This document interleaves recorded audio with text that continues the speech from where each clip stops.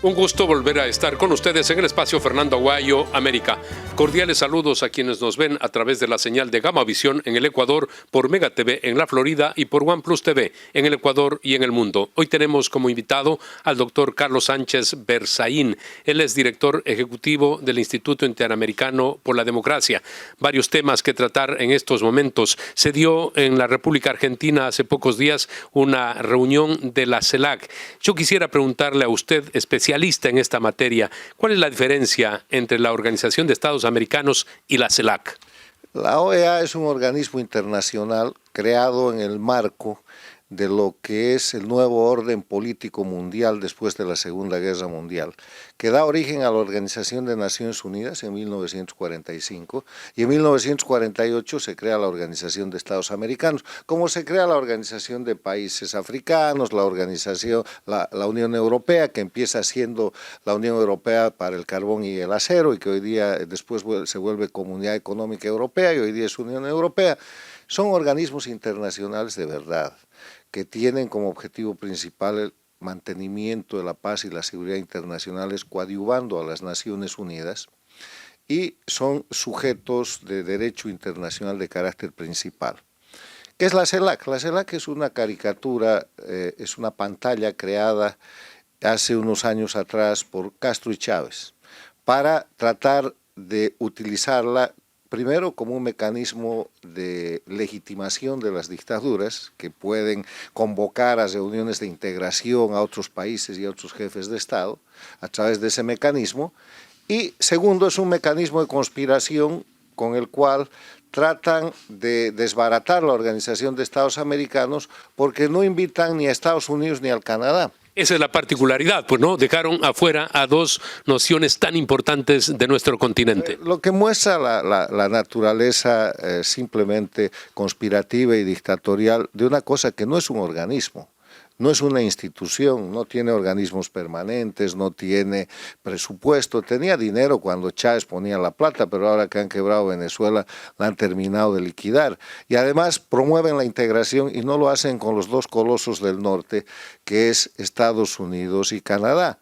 Lo que genera en esta última reunión, por ejemplo, que México no asista, porque Estados Unidos, Canadá y México tienen un tratado de libre comercio, que es el tratado más importante de la región, y quieren traer a México, que aunque es con López Obrador un gobierno paradictatorial, totalmente al servicio de la dictadura de Cuba, de Venezuela, de Bolivia y de Nicaragua, no puede hacer eso porque quiebra su economía, porque va a exponerse a sanciones de Estados Unidos y de Canadá, que son sus socios comerciales estratégicos, en algo muy serio, que es el Tratado de Libre Comercio América del Norte. Un tratado de libre comercio que tiene más de 30 años prácticamente. No, y que además maneja billones de dólares que permiten a la economía de México crecer, porque de esa manera en México se producen una serie de productos que son consumidos por el mercado de los Estados Unidos, que es el mercado más grande de la región, y por Canadá, y al propio tiempo se hacen una serie de intercambios que privilegian la economía mexicana. O sea, la razón fundamental por la que López Obrador, pese a ser un adorador y un gobierno servil a la dictadura de Cuba, no ha podido ir a la reunión de la Argentina de la CELAC, es porque pone en riesgo la gran operación de la que sobrevive México, que es el Tratado de Libre Comercio con Estados Unidos y Canadá. Eso demuestra al propio tiempo ninguna importancia que tiene la CELAC, que además está ratificada por lo que hemos visto en la reunión de la CELAC de Buenos Aires. Hemos visto un presidente argentino absolutamente al servicio de las dictaduras, repudiado por su propio pueblo, tiene más de 80% de rechazo. La misma situación económica, social, ha deteriorado la imagen del presidente. Ha llevado a la Argentina a cerca de un 49% de pobreza creciente y tiene elecciones este año. Hay elecciones en 9 meses y él va a tener que entregar el poder.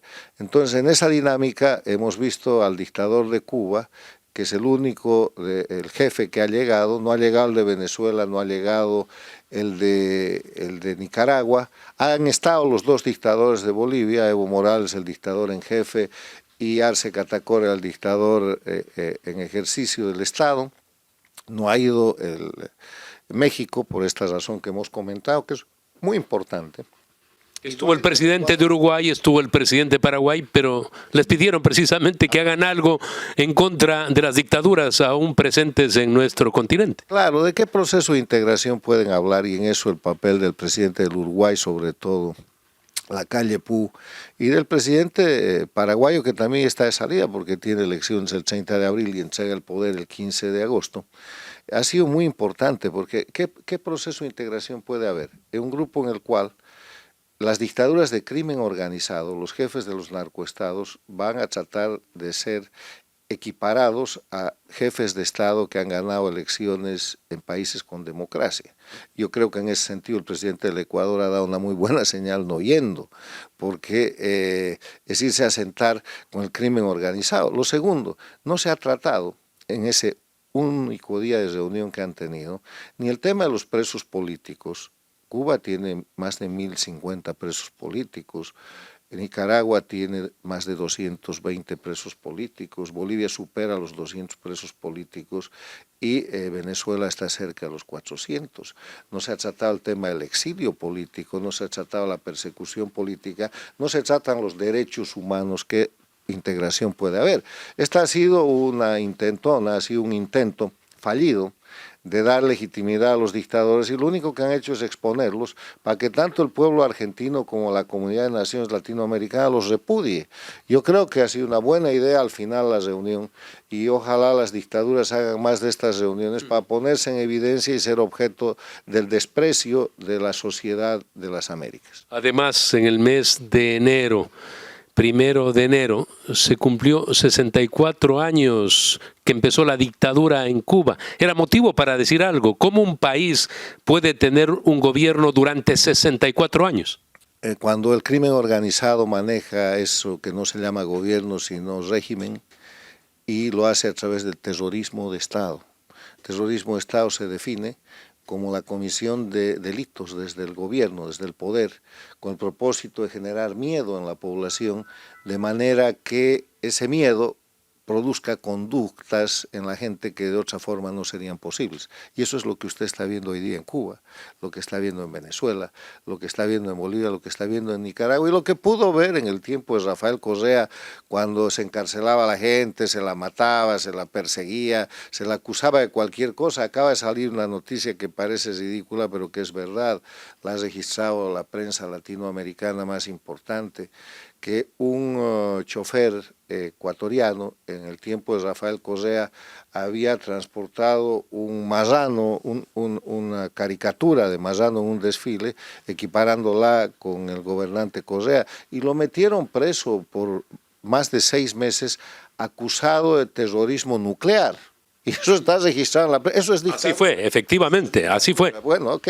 Y no se podía decir eso dentro del Ecuador porque se lo cargaban al periodista, y conoce usted el exilio, el caso del tema del periódico El Universo, y la apropiación indebida de medios de comunicación y la persecución del diputado que estuvo en violación de sus derechos humanos con la esposa o la compañera que perdió el niño.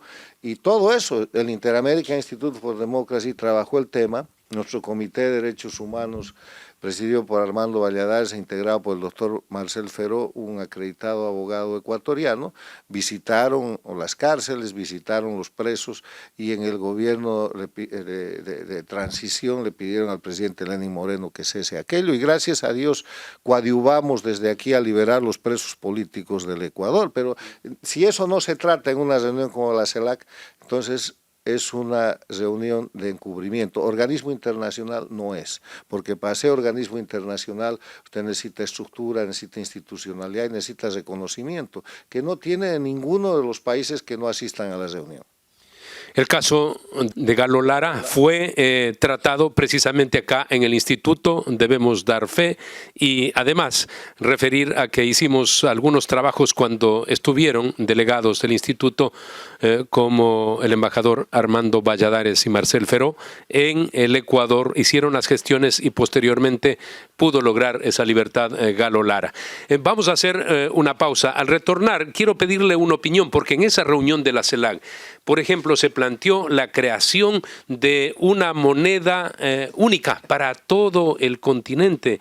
Imaginémonos a un presidente de Argentina en donde hay devaluaciones permanentes hablando de una moneda única. Retornamos, estamos en Fernando Aguayo, América. Inicio de espacio publicitario.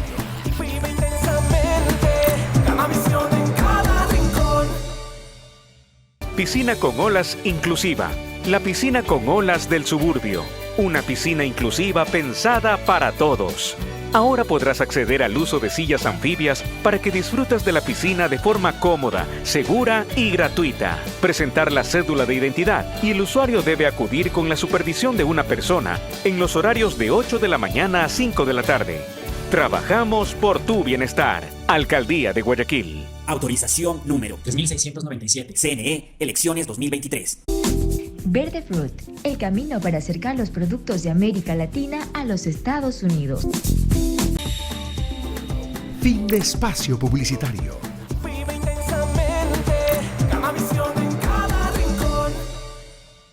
Continuamos el diálogo con el doctor Carlos Sánchez Berzaín. En Argentina se propuso la creación de una moneda única para nuestro continente. Inicialmente pensábamos que era un chiste, pero no, fue una propuesta que no tuvo mayor trascendencia en lo posterior. Pero esa idea la tenía también ya Hugo Chávez en el pasado, de tal manera que vale la pena no dejarle pasar.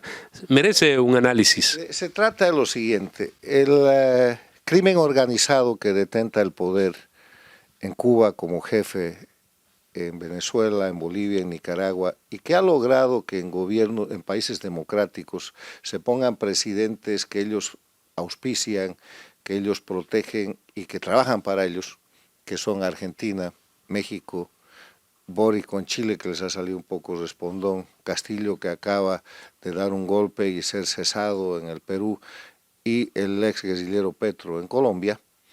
Ellos creen que para mantener una línea de disfrazar sus crímenes como revolución y presentarlos como política, sostienen el antiimperialismo. Entonces son antiimperialistas totales. La CELAC es un organismo antiimperialista, lo dice su texto de formación.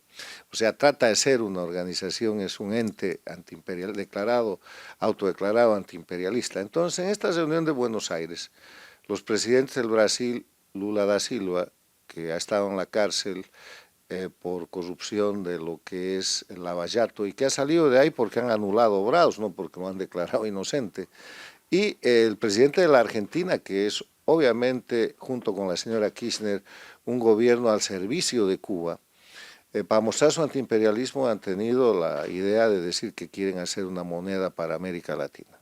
Lo que ha caído como un chiste que ni siquiera es noticia, porque primero la Argentina está en quiebra, ha estado en default varias veces y está al borde del default, no tiene con qué pagar su deuda externa, eso quiere decir default.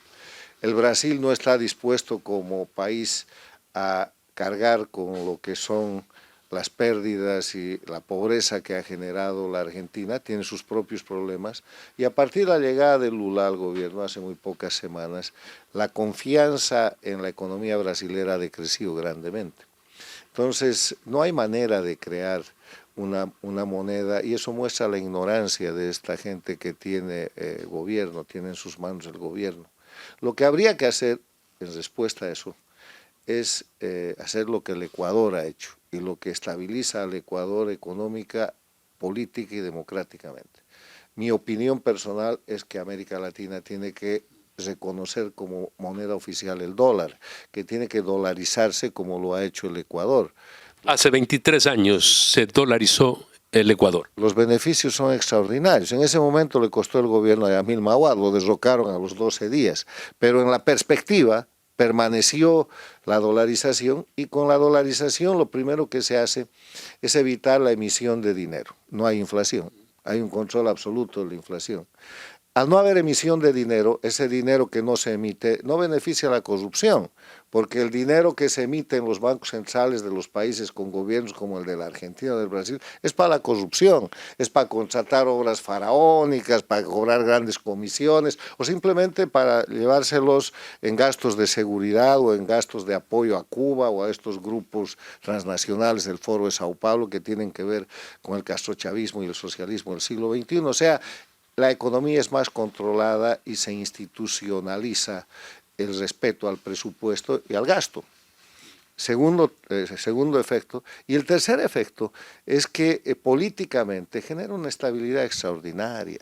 Es que el Ecuador, hasta antes de la dolarización, recuerde usted, teníamos en 10 años 4 o 5 presidentes de la República, y yo siempre anoto que además de la estabilidad económica que dio la dolarización, hay que reconocer que dio estabilidad política. Claro, estabilidad política y estabilidad social, porque ¿sabe la otra cosa que pasa? Se sincera el ahorro. La gente hoy día en la Argentina, el pueblo, ahorra, pero no ahorra en el banco ni ahorra en pesos argentinos, ahorra bajo su colchón en dólares. Entonces lo que pasa en el Ecuador es que la gente tiene los dólares sobre la mesa, no debajo del colchón, porque la dolarización hace de eso una cuestión lícita y la economía se beneficia. Y ese planteamiento de Argentina podría terminar precisamente con la economía de nuestro país, porque es un país dolarizado al igual que El Salvador y por supuesto en el caso de Panamá, que es hay dos monedas. No lo va a tocar. Lo que pasa es que el próximo gobierno que llegue a la Argentina, y lo vamos a ver en la campaña electoral, tiene que pensar seriamente en dolarizar la Argentina, porque si no, la Argentina, que hace 100 años era uno de los 5 países más importantes del mundo, hoy día está reducido a casi un 50% de pobreza, nunca va a salir de la miseria. Es un gran país con gran riqueza, con una gran clase media, pero con unos gobernantes que han lindado siempre el crimen organizado, la corrupción, y que ahora en los últimos años con los gobiernos Kirchner en este siglo han puesto a tremendo país al servicio de la dictadura más antigua de las Américas, que es Cuba. Y en ese sentido mi recomendación sigue siendo que, hablando de moneda, la América Latina tiene que ir en el camino de dolarizar sus economías país por país, porque no es sino reconocer la realidad. Y hablando de organización política, la América Latina tiene que ir del presidencialismo al parlamentarismo, porque con más de 3 partidos políticos, y todos tienen una veintena de partidos políticos. En el Ecuador ustedes han tenido más de una docena en la primera vuelta, en el Perú han tenido 19, en Bolivia 14. En ese escenario de fraccionamiento de la iniciativa y de la representación política, el presidencialismo no sirve, simplemente. Hay que ir al sistema parlamentarista como España, como Italia, como países en los cuales ese fraccionamiento, en vez de ser una debilidad, es una fortaleza, porque permite los acuerdos y la gobernabilidad a vista del público y con transparencia. En el caso del Perú es notorio todo esto, lo que está sucediendo en la actualidad, igual 5 o 6 presidentes en los últimos 6 años. Requiere esa transformación. En el Perú hay un Congreso, una sola Cámara, que es el Congreso. ¿Debe haber 2 cámaras en el Perú? No es problema de que haya 1 o 2 cámaras, eso es una cuestión formal. El sistema es el tema. Un gobierno parlamentario es donde el poder ejecutivo se forma en base a la mayoría del Parlamento, y cuando no tiene mayoría en el Parlamento cae. Pero eso no afecta ni a la economía ni a la sociedad, porque se rearma la mayoría. Usted lo ve en Inglaterra, en Italia. Lo ve en Italia. Y lo que pasa con el presidencialismo es que usted escoge un monarca por 4 o 5 años y el monarca no tiene apoyo en el poder legislativo, entonces le pasa lo que le está pasando a Petro en Colombia, lo que le está pasando a Boric en Chile y lo que le ha pasado a Castillo en el Perú, que ha tenido que dar un golpe de Estado para tratar de ejercer la monarquía que él creía que tenía. El tema es el sistema presidencialista, en el cual, con las reformas que ha hecho el castrochavismo metiendo la mano a la democracia en el siglo XXI, hace gobiernos de minoría. Castillo ganó con el 17% la primera vuelta, que era en verdad el 13%. Boric ha ganado con el 24% y Petro lo ha hecho con menos del 30%. Entonces, en la primera vuelta son minoría y van al desempate en la segunda vuelta, que es como definir por penales. Alguien tiene que meter un gol más y el que mete un gol más es el presidente, pero no tiene mayoría, no tiene gobernabilidad y tiene una crisis permanente. Está en lo mismo Lula. Tenemos que hacer una pausa comercial. Retornamos para el bloque final de nuestro programa. Inicio de espacio publicitario.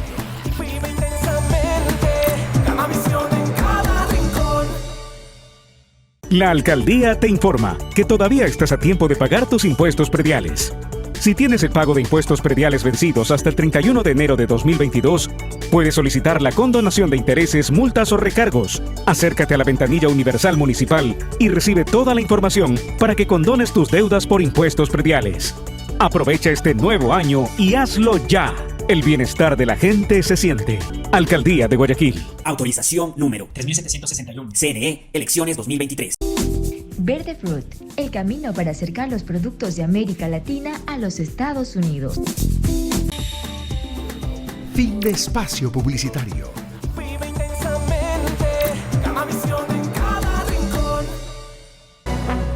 Venezuela tiene 7 millones de personas fuera de su territorio. Engrosan las filas de pobres que tienen las propias naciones de Latinoamérica. La verdad, es trágico lo que pasa allí. Y es un país que quisiera ir a elecciones, que quisiera tener un proceso democrático. Se dice que el 24 va a tener elecciones, pero si estas no son libres y justas, de nada va a servir. ¿Qué es lo que se puede hacer desde la comunidad internacional para que finalmente Venezuela tenga elecciones libres? Hay que acabar con las dictaduras. Hay que acabar con la dictadura de Cuba, que es la dictadura jefe, que es la organización más antigua de crimen organizado transnacional y el narcoestado más antiguo de la región, que controla como satélites a la dictadura de Venezuela, a la de Bolivia y de Nicaragua, y como gobiernos paradictatoriales a los gobiernos de la Argentina con Fernández Kirchner, de México con López Obrador, de Colombia con Petro, y obviamente el socio principal que acaba de volver al gobierno en el Brasil, Lula, porque Lula y Fidel Castro crearon el año 1991 el Foro de Sao Paulo, y desde entonces avanzaron con ese proyecto. Entonces, en ese sentido, hablar de elecciones en Venezuela bajo el mandato del dictador Maduro, que es el jefe del cartel de los soles, que acaba de no ir a la Argentina porque tiene un mandamiento de detención internacional con $15 millones por su captura. Y Tuvo temor de llegar a Buenos Aires y que lo detengan, ¿verdad? Eso ocurrió, por eso a última hora no fue. Claro, porque lo iban a detener, porque la jefa del partido de oposición, Patricia Bullrich, y candidata a la presidencia, habló con la DEA para ejecutar la aprehensión, y un grupo de exmilitares se propusieron actuar también jurídicamente para detenerlo y cobrar la recompensa. Entonces, habían tanto lo político... Recompensa que se paga en Estados Unidos, $15 millones está establecido por pertenecer al cartel de los soles. Sí, jefe del cartel de los soles. Usted puede entrar a la página web del Departamento de Justicia de Estados Unidos y va a encontrar el premio, o sea, está vigente. Y entonces, en esas circunstancias, ¿cómo van a haber elecciones libres, limpias y justas en Venezuela? Eso es una quimera que se ha formado como una manera de salida entre la dictadura, tiranía castrochavista de Venezuela y la oposición funcional que acaba de cometer el más grande de los errores cesando la presidencia de Guaidó. Porque Guaidó no era bueno, no hacía nada, pero representaba una contraparte a la dictadura. Hoy día... Y más de 50 estados apoyándolo, además. Hoy día lo que han hecho es fortalecer la dictadura y hacer que este hombre actúe hasta con prepotencia. Yo he escrito, y usted y los audientes han leído, un concepto como aporte a la ciencia política en el siglo XXI, que se llama la dictadura electoralista. Defino la dictadura electoralista como aquel proceso de celebrar votaciones en un régimen en el cual no hay libertad, no hay respeto a los derechos humanos, hay presos políticos, hay exiliados, hay perseguidos políticos, hay tortura. No existe ninguno de los elementos esenciales de la democracia, no hay Estado de Derecho y no hay separación e independencia de poderes públicos. Hacer votaciones, llamándolas elecciones en ese ambiente, para que el pueblo vote pero no elige. Entonces, la definición de dictadura electoralista son aquellas votaciones que se hacen en sistemas dictatoriales donde el pueblo vota pero no elige. Eso es lo que va a pasar en Venezuela, porque ahí va a haber fraude, ahí va a haber acomodos de lo que llamo también oposición funcional, que es otro concepto, que se refiere a una oposición de mentira que en el sistema dictatorial sirve para tratar de simular alguna legitimidad y alguna legalidad que les haga navegar con simulación de democracia. Entonces, esos dos conceptos son centrales para que la oposición real de Venezuela no se vuelva a equivocar y para que la oposición funcional no vuelva a engañar al pueblo venezolano. Ni dictadura electoralista ni oposición funcional. Y eso es muy difícil porque como quien tiene el poder efectivo a través de la fuerza, de la tiranía, de la violencia, del terrorismo de Estado es Maduro, él puede hacer lo que quiera. Entonces ahí vienen las tesis gradualistas. Dicen, pero si no es esto, ¿qué es? Es que ustedes tenían el gobierno con Guaidó, tenían todo el apoyo internacional y nunca aplicaron la Carta Democrática Interamericana, el Tratado Interamericano de Asistencia Recíproca, y nunca el comandante en jefe de Venezuela, Juan Guaidó, pudo convocar a formar una fuerza internacional bajo el mando y responsabilidad de ese presidente de Venezuela para crear la amenaza creíble. Entonces, han tenido todo en las manos, a lo que tienen que hacer es ir con el pueblo, volver a la resistencia civil y buscar que la comunidad internacional ayude con las sanciones adecuadas, que además las han ido anulando precisamente para ir a estos diálogos, todo lo contrario de lo que aconseja una buena estrategia, tratar de cesar las dictaduras. No se puede hacer elecciones en dictadura, salvo que sea una elección de transición que con la previa salida de la dictadura y en manos de un sistema internacional de transición o de un gobierno de transición, que no se está viendo en ninguno de los casos en Venezuela. Hemos visto en Venezuela, sin convocatoria de políticos a ciudadanos, salir a las calles en los últimos días. ¿Se va a volver a encender esto de la resistencia civil en las calles? La resistencia civil está encendida en Cuba, en Venezuela, en Bolivia y en Nicaragua. Los gobiernos siguen matando, siguen asesinando, siguen tomando presos políticos, siguen torturando y siguen exiliando. Es lo que hacen criminalmente. Y siguen manejando dinero del narcotráfico para financiar todo esto. Y en esa dinámica los pueblos resisten. La resistencia ejemplar en Cuba. En Cuba, después del 11 de julio del 2021, han aumentado el número de protestas diarias porque además ha aumentado la miseria. La resistencia extraordinaria del pueblo de Nicaragua tiene casi 300.000 exiliados y sigue habiendo resistencia al punto que han empezado a encarcelar religiosos, han empezado a encarcelar obispos, han expulsado monjas.